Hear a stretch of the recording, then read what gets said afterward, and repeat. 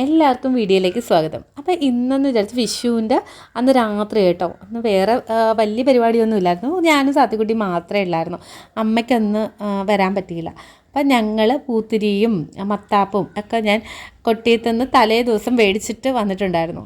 അന്ന് കുറച്ചൊരു ബിസി ആയിരുന്നു. കാരണമെന്ന് വെച്ചാൽ ഇവിടെ ഞാൻ പറഞ്ഞില്ലേ മതിലിൻ്റെ പണി ഇങ്ങനെ നടന്നുകൊണ്ടിരിക്കുകയാണ്. ഇപ്പോൾ സൈഡിൽ കണ്ടില്ലേ, അതൊക്കെ സ്നേഹമതിലാണ് കേട്ടോ സൈഡിൽ.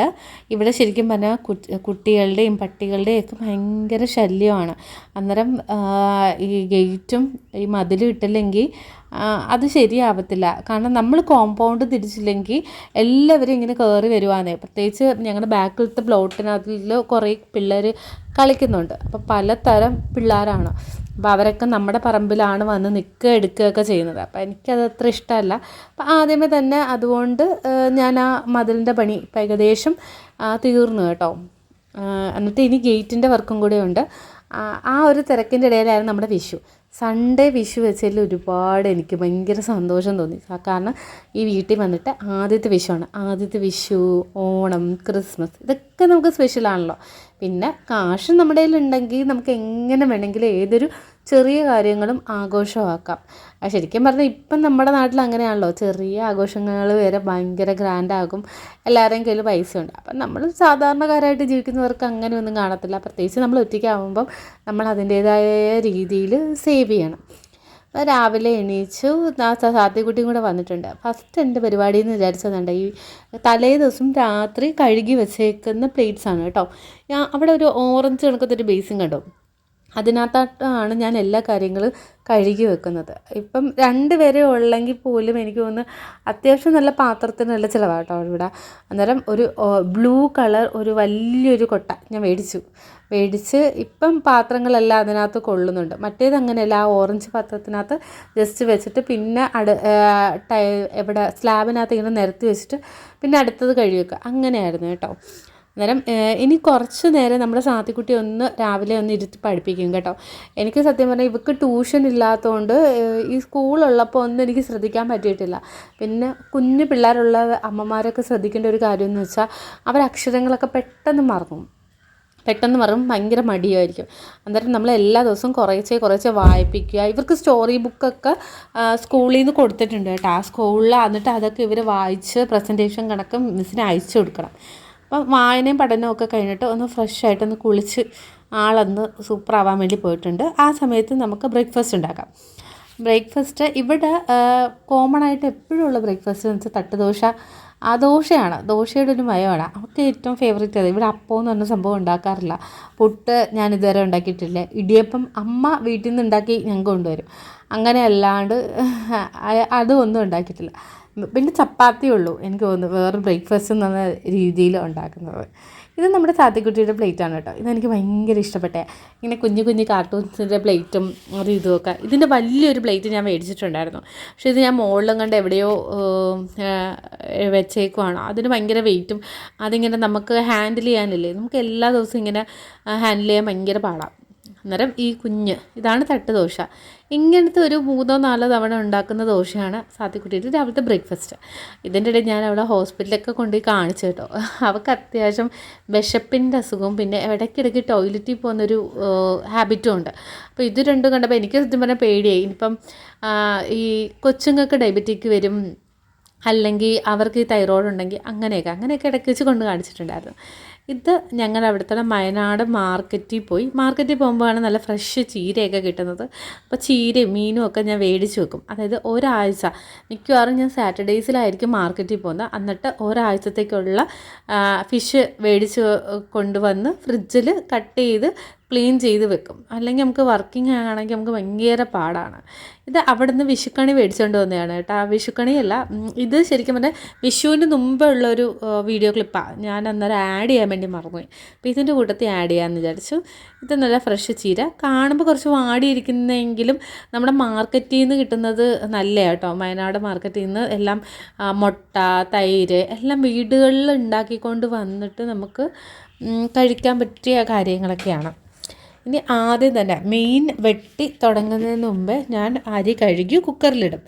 അത് ഒരു ടൈം മാനേജ്മെൻറ്റിൻ്റെ ഭാഗമാണ് കേട്ടോ. കാരണം മീൻ കട്ട് ചെയ്യാൻ വേണ്ടി ഒരാഴ്ചത്തേക്കുള്ള ഫിഷ് ഇത്രയും കൂടെ കട്ട് ചെയ്യാൻ എനിക്ക് 1-1.5 മണിക്കൂർ എടുക്കും. എനിക്ക് നല്ല ടൈം കൺസ്യൂമിങ് ആണ്.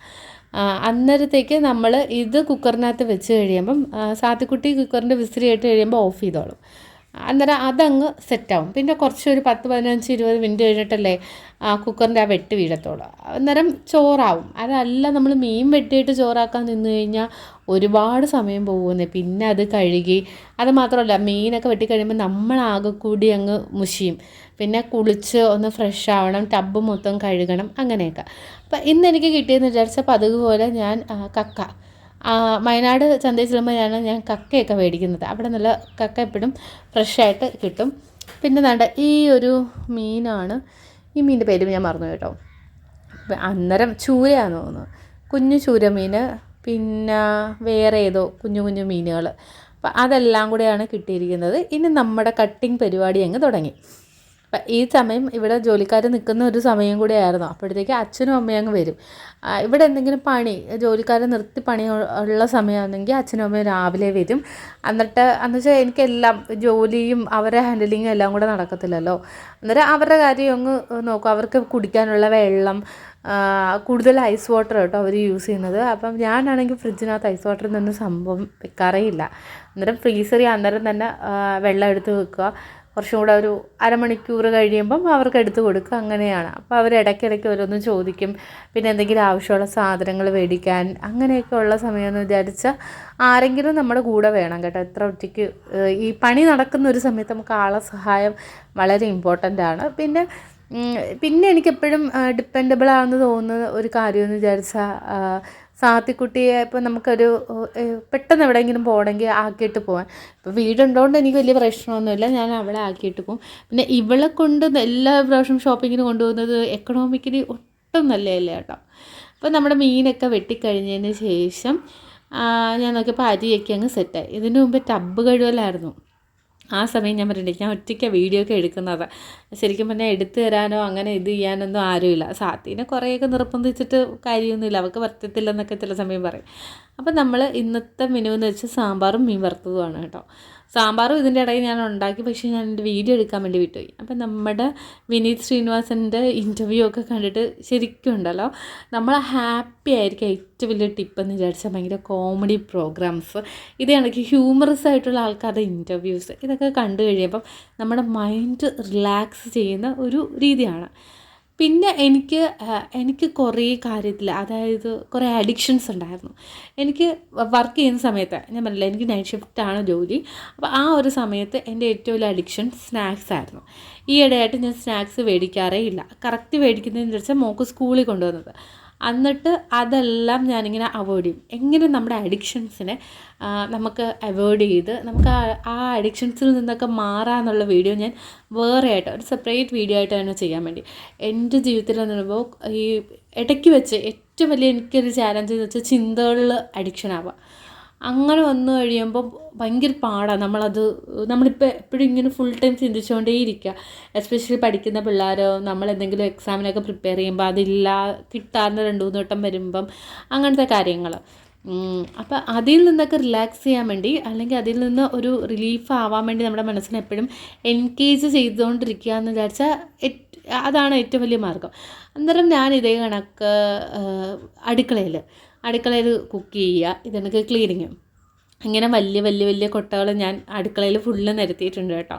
ഇവിടെ സത്യം പറഞ്ഞാൽ ഈ കിച്ചണിൽ ഷെൽഫ് അടിക്കലോ അല്ലെ ഒറ്റ ഷെൽഫോ ഒന്നുമില്ല, ജസ്റ്റ് ആ സ്ലാബ് മാത്രമേ ഉള്ളായിരുന്നു. ഇത് തന്നെ ഒപ്പിച്ച ഒരു പാട് നമുക്കറിയാമല്ലോ. അപ്പോൾ ഷെൽഫൊക്കെ എന്ന് വിചാരിച്ചാൽ നമുക്ക് ഫ്യൂച്ചറിൽ നമുക്ക് എപ്പം വേണമെങ്കിലും കാശ് കിട്ടാന്നേരം അടുപ്പിക്കേണ്ട കാര്യമാണല്ലോ. അന്നേരം അന്നേ എല്ലാവരും വഴക്ക് പറഞ്ഞാൽ കുറച്ച് ഒന്ന് അടിക്കുന്നത്. അപ്പം ബാക്കിലോട്ട് ഞാൻ ചെറിയൊരു സ്റ്റോർ റൂം കണക്ക് ആക്കി വെച്ചിട്ടുണ്ട്. അതായത് ഷെഡ് കണക്ക് ജസ്റ്റ് കെട്ടിയിട്ട് ഈ സാധനങ്ങളൊക്കെ സേഫായിട്ട് അവിടെ വെക്കാം. അപ്പോൾ അതിൻ്റെ പണി നടന്നുകൊണ്ടിരിക്കും കേട്ടോ ബാക്കിൽ. അപ്പോൾ തറ കണക്കൊക്കെ ഇട്ടിട്ട് നമുക്ക് ബാക്കിലൊന്ന് സെറ്റാക്കാം. അത് മാത്രമല്ല, നമ്മൾ അടുക്കളയിൽ നിന്ന് ഇറങ്ങാൻ ഒരു സേഫ്റ്റി ആയിരിക്കും ബാക്കിലൊരു സ്റ്റോർ റൂം ഉള്ളത്. ഇതെൻ്റെ അടപ്പുകളും മൂടികളും മാത്രം വെക്കുന്ന ഒരു ചെരുവാണ് കേട്ടോ. ഇതേ കണക്കത്തെ 3 ചെരുവ് ഞാൻ ക്ലീൻ ചെയ്ത്.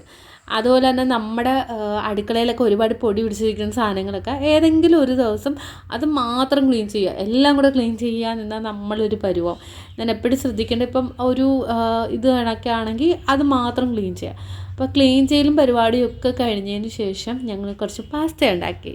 ഈ പ്രാവശ്യം ഞാൻ കൂടുതൽ ഈ മാഗിയുടെ ആ ഒരു ചിക്കൻ ക്യൂബ്സ് അല്ലേ, ചിക്കൻ ക്യൂബ്സ് യൂസ് ചെയ്തിട്ടാണ് ഈ പാസ്ത ഉണ്ടാക്കുന്നത്. അത് ഉള്ളിക്കകത്തിട്ട് വഴറ്റി കടുകൊക്കെ പൊട്ടിച്ച് നമ്മൾ ചിക്കൻ കറി വെക്കത്തില്ലേ ആ രീതിയിൽ. അതിൻ്റെ കൂട്ടത്തിൽ എക്സ്ട്രാ ആയിട്ട് കുറച്ച് തേങ്ങാപ്പാലും കൂടെ ഇട്ട് ശകലം ഉപ്പും ഗരം മസാലയും കൂടെ ഇട്ട് ഒന്നൊന്ന് കുറുക്കിയെടുത്തപ്പം പാസ്തയ്ക്ക് വേറൊരു ലെവലായി കേട്ടോ. നല്ല ടേസ്റ്റായിരുന്നു. അപ്പോൾ ചാത്തയ്ക്ക് വൈകുന്നേരം ആകുമ്പോൾ ഭയങ്കരമായിട്ടൊരു വിശപ്പിൻ്റെ അസുഖമാണ്. നമുക്കും പിന്നെ വെറുതെ ഇരിക്കാൻ നേരം കുറച്ച് നാളെ അങ്ങനെയാണല്ലോ. എനിക്ക് രാവിലെ എന്തെങ്കിലും കഴിക്കാതിരുന്നാൽ എനിക്കൊരു പ്രശ്നമില്ല. പക്ഷെ വൈകിട്ടാകുമ്പോൾ ഒരു രക്ഷയില്ലാത്ത വിശപ്പാണ്. അപ്പം ഞാനും നമ്മുടെ സാത്തിക്കുട്ടിക്ക് വേണ്ടി പാസ്ത ഞങ്ങൾ രണ്ടും കൂടെ ഇരുന്ന് കഴിച്ച്. ഞങ്ങൾ കൂടുതൽ കമ്മ്യൂണിക്കേറ്റ് ചെയ്യും. അതായത് ഇവൾക്ക് എന്ത് വിഷമമുണ്ടെങ്കിലും അല്ലെങ്കിൽ ഇവൾക്ക് എന്ത് പറയാനുണ്ടെങ്കിലും ഒക്കെ ഞാൻ മാത്രമല്ലേ ഉള്ളൂ. അന്നേരം ഞങ്ങൾ ഈ കഴിക്കുന്ന സമയത്ത് അങ്ങോട്ടും ഇങ്ങോട്ടും കമ്മ്യൂണിക്കേറ്റ് ചെയ്യും. പിന്നെ ഒരു കുഴപ്പമെന്ന് വിചാരിച്ചാൽ ഞാനും അവളും യൂട്യൂബ് തുറന്ന് വെച്ച് കഴിഞ്ഞാൽ ഒരു രക്ഷയില്ല. രണ്ടുപേരും 2-3 മണിക്കൂറൊക്കെ അതിരുന്ന് കണ്ടുകൊണ്ടിരിക്കും. അത് കഴിഞ്ഞ് വൈകുന്നേരം ആയപ്പം കുറേ നാളായി ഒരു ഷോപ്പിങ്ങിന് പോയിട്ട് ഇവളായിട്ട്. അപ്പം ഞങ്ങൾ കുറേ സാധനങ്ങളൊക്കെ മേടിച്ചതിന് ശേഷം വീണ്ടും സാത്തിക്കുട്ടിക്ക് പാസ്തയൊക്കെ ദഹിച്ചു പോയി കേട്ടോ. വീണ്ടും അവൾക്ക് വിശക്കണമെന്ന് പറഞ്ഞുകൊണ്ട് ഞങ്ങൾ സ്ഥിരം അവിടെ ഒരു റോയൽ ബേക്കേഴ്സ് ഉണ്ട്. റോയൽ ബേക്കറീസിൽ ചെന്ന് ഞങ്ങൾ ചെല്ലുമ്പോഴേ അവർ കട്ട്ലേറ്റും സമൂസയും ഒക്കെ എടുത്ത് വെക്കും. എനിക്കാണെങ്കിൽ കഴിക്കാൻ അങ്ങോട്ട് ഒട്ടും മൂടില്ല കേട്ടോ. കാരണം നമ്മൾ അവിടെ നിന്ന് കഴിച്ചിട്ടല്ലേ ഒന്നാമത് ഇറങ്ങിയത്. പിന്നെ ആകെ കൂടി എനിക്ക് ഉറങ്ങണമെന്നുള്ളൊരു ടെൻഡൻസിയാണ്. കൂടുതലും ഞാൻ വീഡിയോസ് കുറവായിട്ട് ചെയ്യുന്നതെന്ന് വിചാരിച്ചാൽ ഒരു മൺഡേ ടു ഫ്രൈഡേ എന്ന് വെച്ചാൽ ഉറങ്ങാനുള്ള സമയം കേട്ടോ ഞാൻ കൂടുതൽ കണ്ടെത്തുന്നത്. ഒരു 1-1:30 ആകുമ്പം എൻ്റെ അടുക്കളപ്പണിയൊക്കെ കഴിഞ്ഞ് അത്യാവശ്യം ക്ലീനിങ് ഒക്കെ കഴിഞ്ഞിട്ട് ഞാൻ കിടന്ന് ഉറങ്ങും. ഒരു 3-3:30 3:45 വരെ ഞങ്ങൾ നന്നായിട്ട് ഉറങ്ങും. എങ്കിൽ മാത്രമേ എനിക്ക് ഫ്രഷായിട്ടിരുന്ന് രാത്രി ഇരുന്ന് എനിക്ക് ജോലി ചെയ്യാൻ പറ്റത്തുള്ളൂ. ഇതിനു മുമ്പ് ഞാൻ ഉറങ്ങത്തിയൊന്നുമില്ലായിരുന്നു. അന്നേരം എങ്ങനെയാണെന്ന് വെച്ചാൽ 1 മണിയാകുമ്പോൾ എനിക്കിങ്ങനെ കണ്ണുറക്കാൻ പറ്റത്തില്ല. സിസ്റ്റത്തിന് മുമ്പിൽ നിന്ന് ഉറങ്ങിയിട്ടുണ്ട്. അവസാനം എണീച്ച് പോയി. അങ്ങനെയാണ് ഞാൻ സ്നാക്സ് കൂടുതൽ കഴിക്കാൻ തുടങ്ങിയത്. നമ്മൾ എന്തെങ്കിലുമൊക്കെ കഴിച്ചുകൊണ്ടിരിക്കുമ്പോൾ നമ്മുടെ ഉറക്കം പോകുമല്ലോ. അങ്ങനെയാണ് ഈ സ്നാക്ക് ഈറ്റിംഗ് ഹാബിറ്റൊക്കെ തുടങ്ങിയത്. അപ്പം പിന്നെ ഇനി കുറച്ച് പൊറോട്ടയും ഞാൻ അന്ന് കുറച്ച് ചിക്കൻ ഫ്രൈയും കൂടെ ഉണ്ടാക്കിയിട്ടുണ്ടായിരുന്നു കേട്ടോ. ഇതിൻ്റെ ഇടയിൽ ചിക്കനും മേടിച്ചുകൊണ്ട് വന്ന് അത് ഫ്രൈ ചെയ്ത് അതിൻ്റെ വീഡിയോ എടുത്തിട്ടില്ല. എന്നിട്ട് ചിക്കൻ എന്ന് മേടിക്കുന്നത് അന്നേരം ഞങ്ങൾ വൈകുന്നേരം ആകുമ്പോൾ പൊറോട്ടയും കൂടെ മേടിക്കും. ഇത് മാർജിൻ ഫ്രീയിലൊക്കെ പൊറോട്ട ഇങ്ങനെ പാക്കറ്റായിട്ട് ഇട്ടിട്ടില്ലേ, അത് വല്ലപ്പോഴും ഒക്കെ മേടിക്കത്തുള്ളൂ. ഫുഡ് കഴിഞ്ഞ് പിന്നെ എന്തെങ്കിലും പുതിയ സിനിമ വന്നിട്ടുണ്ടെങ്കിൽ ഞങ്ങൾ ഹോട്ട്സ്റ്റാറിൽ ഇരുന്ന് കാണും. അല്ലെങ്കിൽ കുറേ നേരം TV കണ്ടിട്ട് പല്ല് തേച്ചിട്ട് കിടന്നുറങ്ങും. അപ്പോൾ ഇതോടുകൂടി നമ്മുടെ വ്ലോഗ് അവസാനിപ്പിക്കാനുള്ള സമയം കൂടിയാണ് കേട്ടോ. ഇങ്ങനെയൊക്കെയാണ് ഞങ്ങളുടെ ഒരു ദിവസം പോകുന്നത്.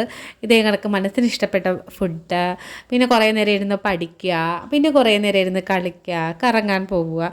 ഇതൊക്കെയാണ് ഞങ്ങളുടെ രണ്ടുപേരുടെയും ഒരു ലൈഫ് എന്ന് പറയുന്നത്. ഇനി മറ്റൊരു എപ്പിസോഡുമായി, നമ്മുടെ അഡിക്ഷൻ മാറ്റുന്ന എപ്പിസോഡുമായി വീണ്ടും കാണാം.